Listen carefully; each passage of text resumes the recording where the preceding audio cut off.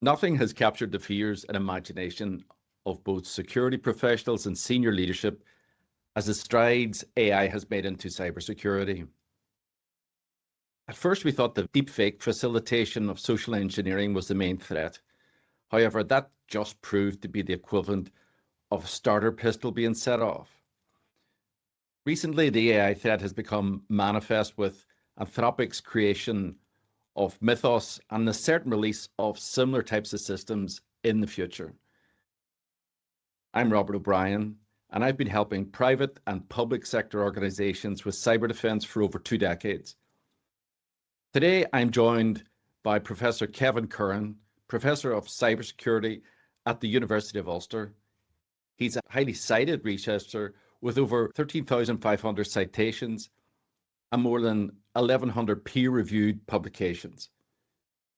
Beyond the classroom, he's executive co-director of the Legal Innovation Centre, a tech entrepreneur, co-founder of Voltree, a passionate advocate for real-world cybersecurity solutions, and a good friend. Hi, Kevin, and thanks for chatting with me today. Thanks, Robbie. So it's been a few years, Kevin, since we last had this type of conversation, and so much has changed. We went through a phase of, must have been, say, 6 years where it sort of was the same vendors, same solutions, and there was a certain comfort in knowing your boundaries, as in both the industry and personally, but everything has changed with the introduction of AI. So tell me, what currently has you staring at the ceiling at night? The main thing is autonomous vulnerability discoveries. In other words, that AI has enabled large-scale, very, very fast vulnerability disclosure on websites and services. So AI is now able to find weaknesses and chain these vulnerabilities, which they are, and then write a proof of concept. Test it, see does it work because it believes that there's a vulnerability, but actually test them, and it can package it all together in such a way that we've never seen before. The last few months have been an explosion within cybersecurity, especially with the release of Anthropic, which are one of the leading frontier AI companies. Again, their Mythos model again, which, in other words, it removes the safeguards for vulnerability disclosure, because when they release this, they're going to have to put strong rails around Mythos because it has a capability that we've never seen before. It outperforms the top vulnerability researchers in the world. And at the moment, of course, is limited to Project Glasswing, which has the world's leading companies, really, like Google and Microsoft in there, and they're able to use this model, test it on their own systems, find the vulnerabilities and patch them before it's released to the general public, which is fantastic. The problem is that what about all the other open source software companies out there, all the other just companies who are not in the major league? What did they do again? So we have questions again about how to properly release this so that we can get the defense in place before the avalanche, which we expect of attackers using a model like this. I think a lot of people don't realize the impact of the Anthropic software and Mythos, because when AI came out a couple of years ago, it was chatbots being used for everything from creating your CV, creating avatars, Nana Banana, and things like that. But Anthropic seems to be unique in that they had a single focus on software programming, as in that their software would be able to write software itself.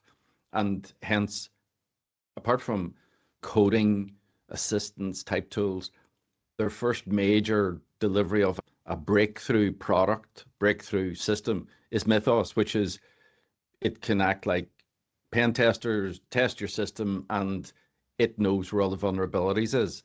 So I think that what you're going to see is they've sort of shown the way. Their share price has gone through the roof, their valuations is through the roof, and all the other AI vendors are going, right, let's drop all the shiny things, all the nice to have, and let's get to the point, they've sort of shown the way. So I think you're right in that there's going to be a lot of other Mythos type solutions that arrive on the marketplace, and particularly in countries where AI is highly influenced by their governments. Yeah, absolutely. Their annual recurring revenue is 40 billion, and they're aiming to, they believe, 100 billion, which values them at 4 trillion. They have captured a lot of the enterprise market and developers. Yeah. Again, it's an astonishing evaluation. But here we are, so we have to see how it works, whether we can get the defense in place first, because it still is a highly skilled, vulnerability disclosure is some of the top researchers in the world work there. You have to be an excellent coder.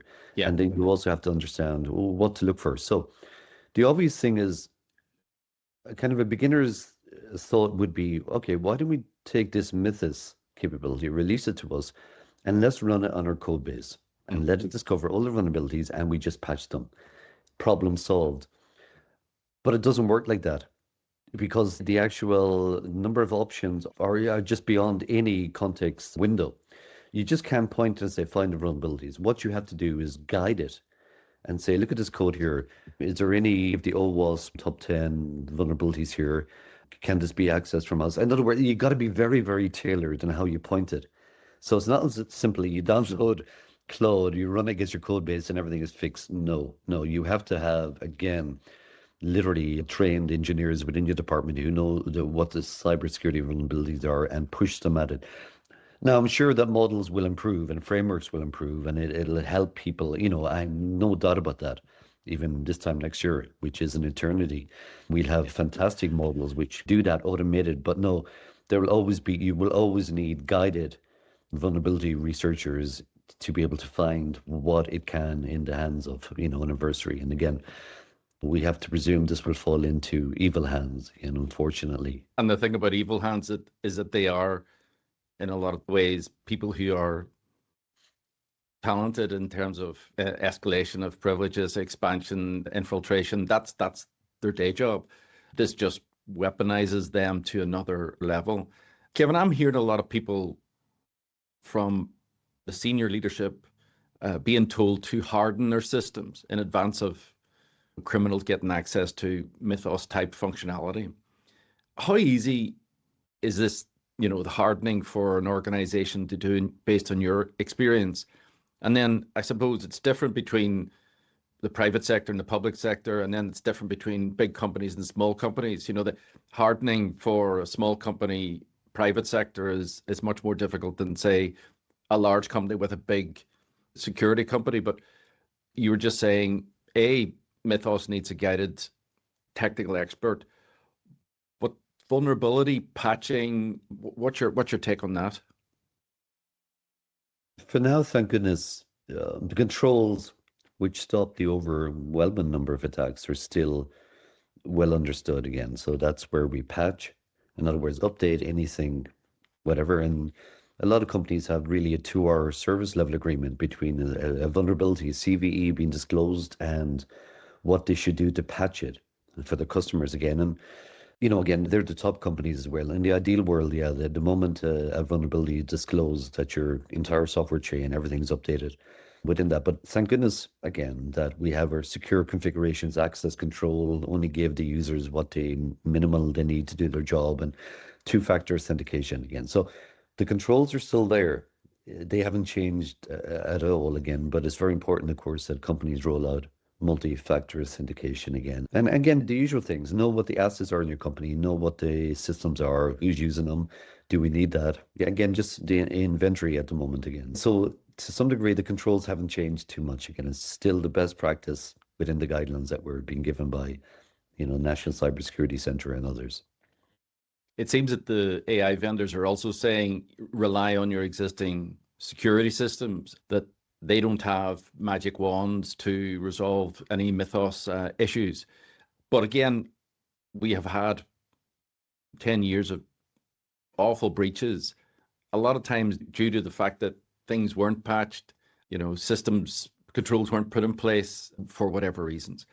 Do you think that Mythos is going to, if that type of system becomes available, we're going to see a scenario where a lot of people's vulnerabilities are nearly instantly going to become available and there's going to be this mad rush to get on top of it, like a Y2K situation, because a lot of the reasons why companies would accept, say, a risk is that the cost of a refresh is just so expensive.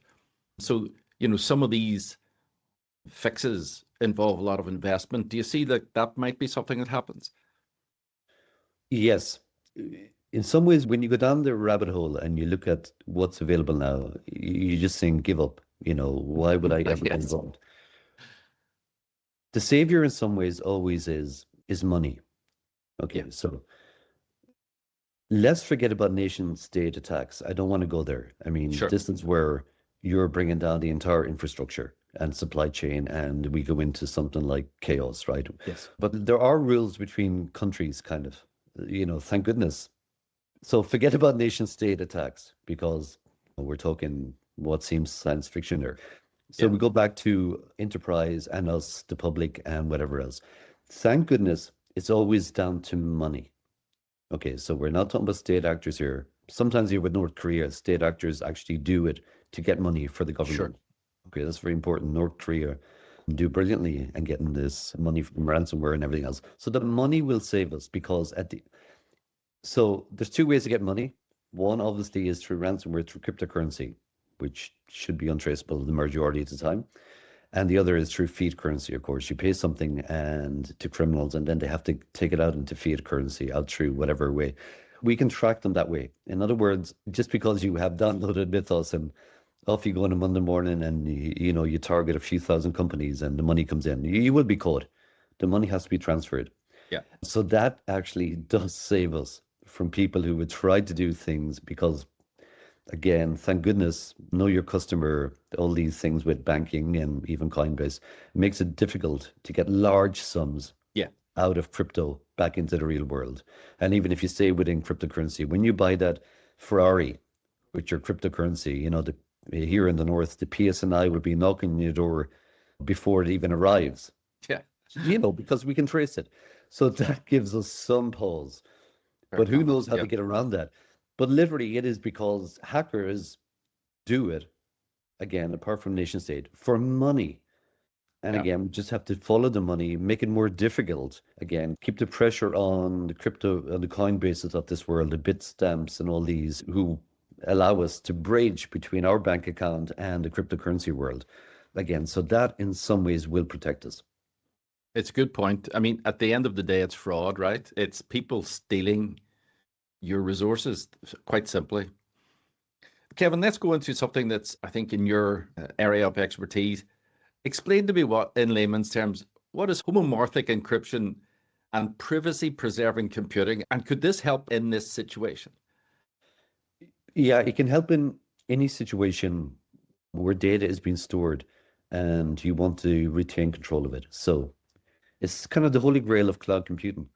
So cloud computing really is a server, and it's someone else's server. So the reason we're mostly all of us in the cloud is because in the past, if you launched a product and you had to estimate how many people will log on simultaneously, and you might do your back of the envelope calculations, which is fine. And then you get a number of servers with hard disks and networking and everything else. And you serve up that service or website to X number of people.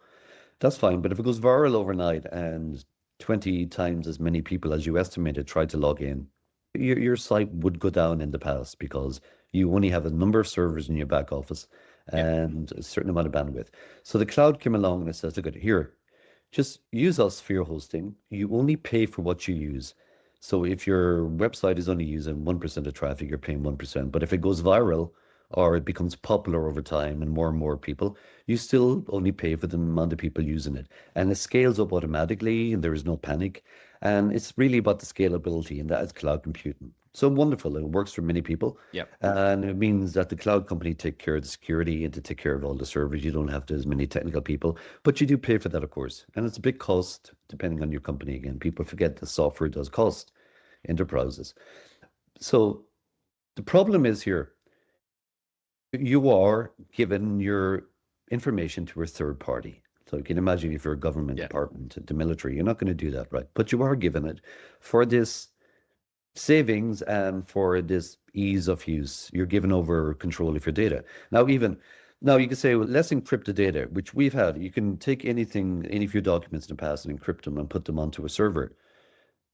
So that's fine. But the fact is, it goes onto the server encrypted. You cannot do any processing on that data. You have to download it and then process it and then re-encrypt it and put it back on again.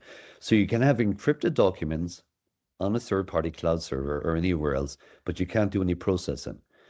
And most of the information companies have is processing. But homomorphic encryption comes along and uses, again, kind of the magic of public key encryption, where you can put your data onto a third-party service provider, could be Amazon or Google, and it's encrypted, and you can still do mathematical performance. You can modify the document, you can add numbers, retract them, and the cloud servers never sees the information because it's encrypted. The private key remains on the person's device, and it's this holy grail, and it overcomes so many issues that we've had before. So if the cloud service provider where your data is residing gets hacked, all they have is gobbledygook. Yeah. It's encrypted. Now, the problem is it's quite slow. Now, again, like everything else, we've had bootstrapping techniques. And it's only been around 18 years. It was someone from IBM who developed this wonderful algorithm. So it is really a holy grail. It allows you to share information, allows hospitals to have, for instance, have all their scans updated of patients, release them, have information done on them without ever releasing the names, whatever letting, but just allowing AI, for instance, to look for tumors or whatever else. And it really is, it's gathering space, it's privacy, preserving computing in the wider scale we use it. Apple are a big advocate of this again. Apple are a previous champion. They've got the private compute as well platform again. And then the steps Apple go to are incredible. Even when the servers come back, when the motherboards for the servers come back, the silicon, they scan them. They don't trust the people who make them, again, in TSMC or whatever else. They don't take that. They go on the basis that someone inside TSMC could have put something into the lowest level that we know of in their silicon, whatever else, and they scan it to ensure at X-ray level that the motherboard, that the circuits on their private compute infrastructure on these servers are exactly as specified in the outline again. So again, it's just things that the ordinary person would never think. I didn't know that, but I mean, I'm a big advocate of Apple from a security perspective and a privacy perspective. And I know some people have views on that, but I have a level of comfort being in the ecosystem that I just don't have being in the likes of Microsoft or the Google environment. I do use those products, but like I agree with you, if my mobile phone is taken, I have a lot more confidence that I can go to a laptop and shut it down, find out where it is, all those sort of things. Yeah, it's a good environment. And do you see that this is a technology that will become more mainstream, where there was things in the past that were very much the exclusivity of big enterprises, but clearly this is something that would allow people to have another level of confidence in those cloud storages, particularly personally identifiable data, the data in the hierarchy of data, that information that if it was hacked is going to get you in huge trouble. If you were able to cordon off those areas of highly sensitive data, both at a organizational level and at a personal level, do you think it'll come into mainstream use?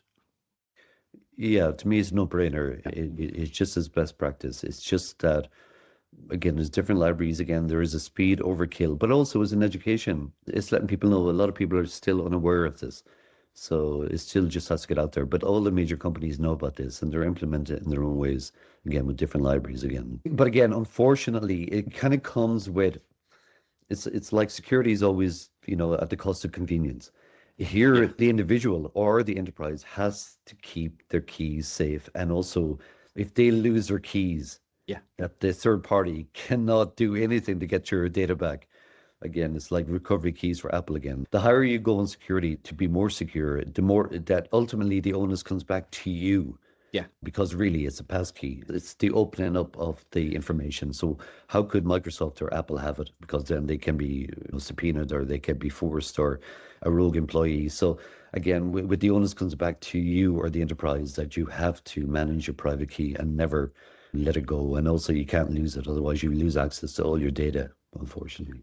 It's a bit like the crypto world, right? You need another level of Yeah. respect. What do they say? If you don't have your keys, you don't own your crypto. So I had a scenario where I was involved. I had a couple of Bitcoin with Celsius, and you put it onto a particular scenario where they own the keys. Well, I learned that lesson about you don't own the keys, you don't own the crypto very, very well. And that was the end of me with, that whole thing. But nice segue. We've gone into passkeys. I'm a big exponent of passkeys. I think it's sort of like a last line of defense for me, because I love the little physical keys that you get that you can use. But I also love, again, if you go back to Apple, the fingerprint and the facial recognition on the mobile phone is just so convenient. It's outrageously convenient, but again, that level of security that if you don't have it or don't have it implemented in your personal and organizational life. Let's talk about passkeys. Authentication has to be like an enforcing granular permissions has to be one of the key issues when it comes to the whole AI thing, right? Because, we're struggling with human permissions, and like you just can't give those human permissions to agents. So where does authentication sit? And talk to me about how you see passkeys evolving. Yeah, we authenticate obviously all the time. It's Mm. really it's our protection door. If someone doesn't know the password, they can't log into our accounts. But Yeah. we've been using passwords since day one, of course, because it's something humans can do, but it's also one of the weak points, again, especially now with cloud cracking software, really, where you can put in even hashes and it'll come back and tell you if your password is not long enough, of course. So again, generally, because we're humans, therefore our passwords were always short enough. And Yeah. even though we thought we were being clever by using words from different languages and everything, every word on Wikipedia, every word ever put on the internet has been scraped and used in cloud cracking, or just cracking software. Again, Yeah. so password brute force cracking software. So therefore, we have to move to something where the passwords are long and complex again. Yeah. And again, it's down to low hanging fruit again, because the brute force cracking software does the low fruits first. It goes through a dictionary and it tries all the known words again and like Man United password 123 and all that. So it Yeah. gets the X percentage, and then it starts later moving on to putting numbers at the end of each password and trying combinations again, because it knows everyone puts the numbers at the end Yes. and whatever else. But in other words, there's a weakness there. But Passkeys comes along and it says, look, we're going to store the passkey on your device, and it's created when you push your finger, or else you identify yourself by a face, and we create this lovely long unguessable password, and it stays on your machine, and it enables you to log in still to your sites. But no password ever gets passed over the wire, so it can't be snooped. You can never go to a fake looking website, which looks like Google or your bank, and type in your password, because it won't match, it won't work like that. So it removes some of the main issues we've had with passwords again. And it's also more convenient, because now Oh, you're yeah. just either using your face or using your fingerprint, and you're straight into the website. So safer by everything else. Of course, it's only covering one avenue, but still, when you combine that with multi-factor authentication, in other words, that if you try to log into a website from a different computer, a different country, or something else is detected, then you have to authenticate by typing in a code sent to your phone. And again, your phone is something that you should only have, and that's why it protects us from so many attacks out there. Because you're not looking for this absolute certainty. What you're trying to do is remove yourself from the sort of lower quartiles, which are being ravaged, by the crims. You see how the whole multi-factor authentication and passkey has seen an evolution of the whole social engineering, where now they're trying to get the human being to actually physically do that thing. So education has moved from look at the email, look at where it came from, to this person is trying to get you to adopt a behavior, do something that you shouldn't do. And, It's like and very it's like clever. last night I got 4 notifications for my Microsoft. In other words, my authenticator flashed up 4 times. So that to me was a hacker trying to get into my Microsoft account four Wow. times last night. Or then I had to think about it and I smiled to myself. It could have been one of my own agents trying to use one of my Microsoft. And I have to go back and look at all the agents I've been experimenting with because it could have been me, one of my It, agents. it could have been your virtual extension. Exactly. But Yeah. again, And then that's my point. I think that the whole permission aspect of things is it's hard work. It has always been hard work. Any organization I've dealt with, Active Directory has been just the bane of their lives in managing it. But that's really one of the key requirements to using agents, because that's what you have to give them. You have to give them permission to pretend to be you. So, Kevin, given AI is going to eat the world, they say, what impact has that had on your cybersecurity students? And what advice are you giving them at the minute, in terms of their careers? number one advice is to use AI to Yeah. not just in the usual chat, but to download Claude Desktop or Codex Opus or OpenAI is a new one. Also the agent frameworks like Herms or OpenClaw. So telling them to get into AI, to download these frameworks, to learn how to do cron jobs, to learn skills, how to write a skill that if there's something you do multiple times, then that should be a skill. How to give it memory, how to plugins, connect to third parties like Google Calendar, Stripe payments, whatever else. But to use AI, to use it, to understand about agents, again, to understand the world that's coming. So in every way, because it's a new paradigm again, and the abstraction level has moved up. For ages, again, we worried about developer jobs because now the best programming language is simply English. Yeah. But it doesn't remove, again, that you have to, especially for enterprise, the software has to be enterprise Sure. secure and everything else. But it's just that the coding at the high level, you don't literally code anymore. And strangely, voice is dramatically on the upturn because, for many years, very few people use voice. I hardly ever use it. There were some people who always talk to their iPhone or Yeah. 330, but I've never been that person. But increasingly, developers and people in tech are using a lot of the voice tools to interact with their agents and their AI on there. But it's just everything you can and to subscribe to all the leading AI people out there, especially on X. I find X Yes. is quickly doing anything. All the leading AI researchers are on there. All the leading AI companies are on there. And they will release, and the releases are like nothing else all the time. Yeah. Now, with that, you have to watch your mental health because you will feel so far behind, especially when you start to pay attention to it and you start to look and you don't know where to jump in, but you just got to jump in and start using it because the updates are incredible, the breakthroughs are incredible, and then we have so many other kind of parallel things again that robotics is like, again, you have to be a blind person not to see what's happening in robotics. Yeah. And especially the company Uni3 in China and the robots they have are incredible again. So in that space, and then quantum computing again, which we won't even go into again. Sure. We've seen amazing breakthroughs there. But AI, you just got to use it. You just got to and creative. And again, no one knows for certain the future. We just know the knowledge economy is going to suffer a blow, but we don't know for sure what the final factor is for any of these. But definitely, if you're not using AI and trying to wrestle with it, you're going to be left behind to some degrees. But again, it's not like before. We've had different paradigms in computing again. The internet came along, but it was gradual.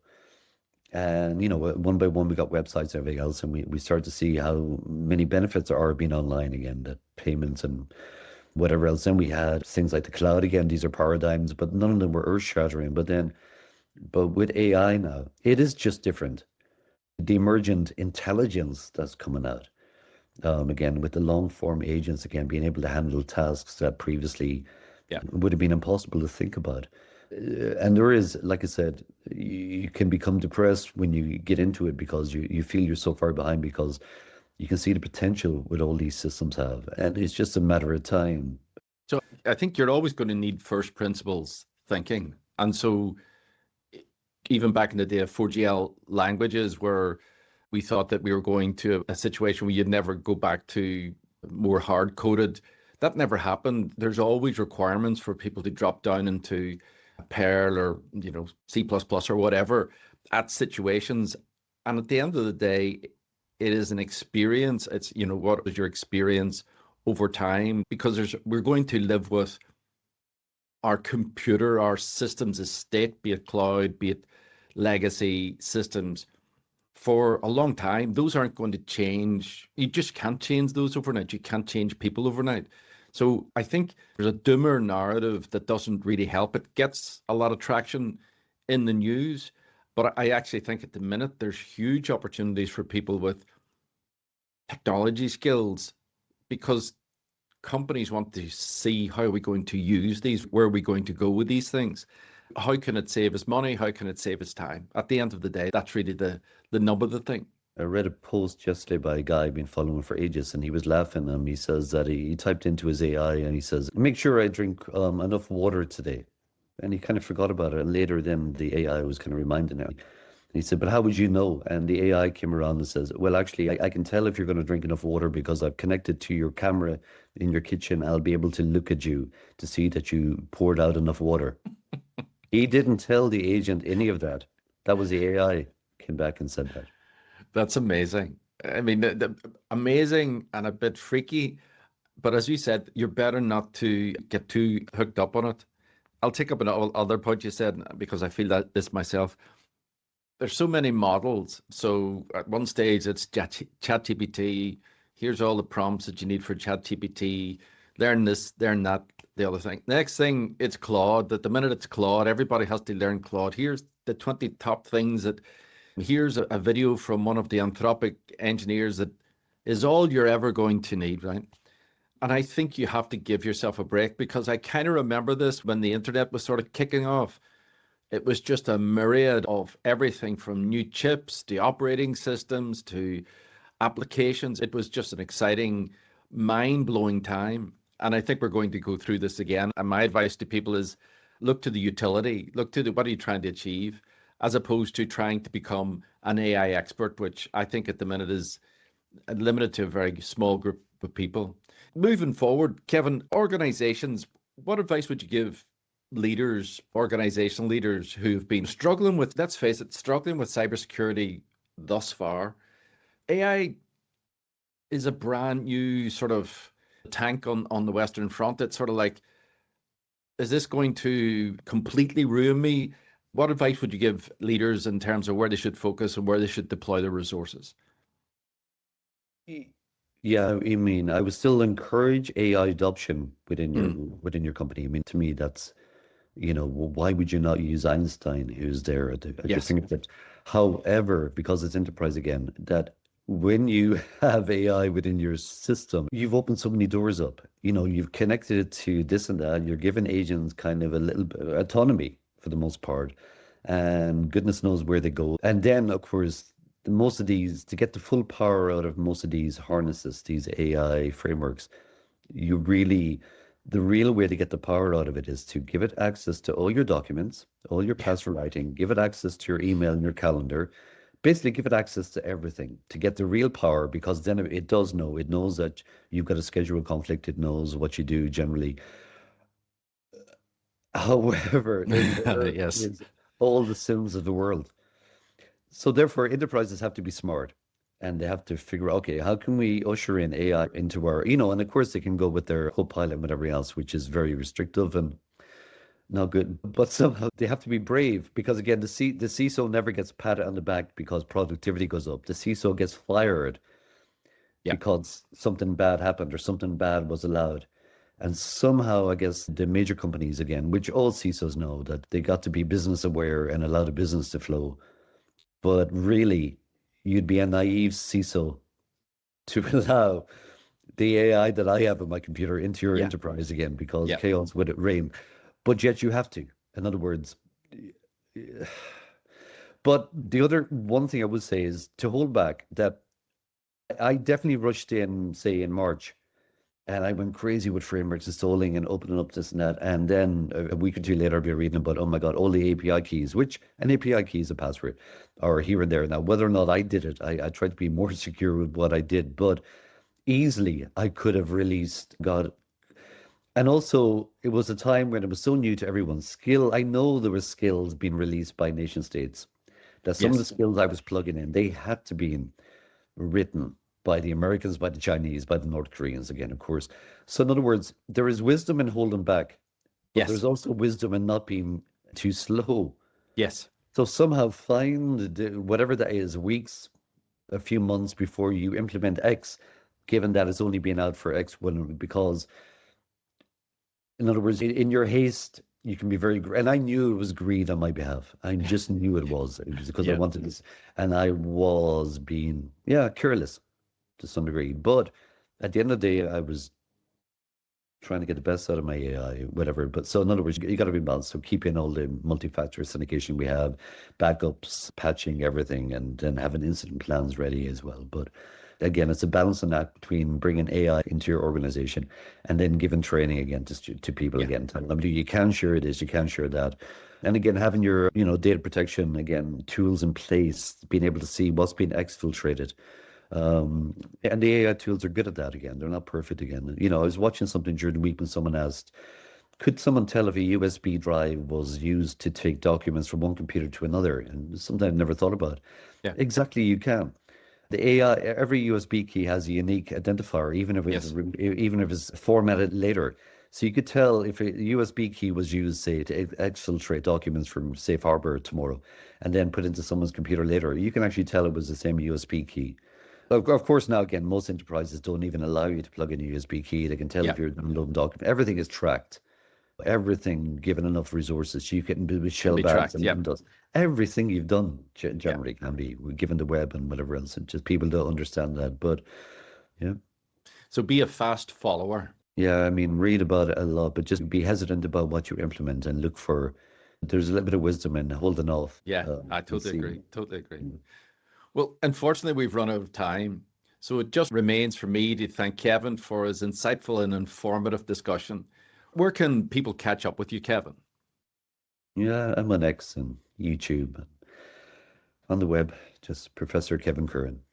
Find me. Excellent. They'll hunt you down there, Kevin. Listen, thanks for that, Kevin. And thank you to our audience. I hope to see you again. Have a nice day. Thanks, Robbie.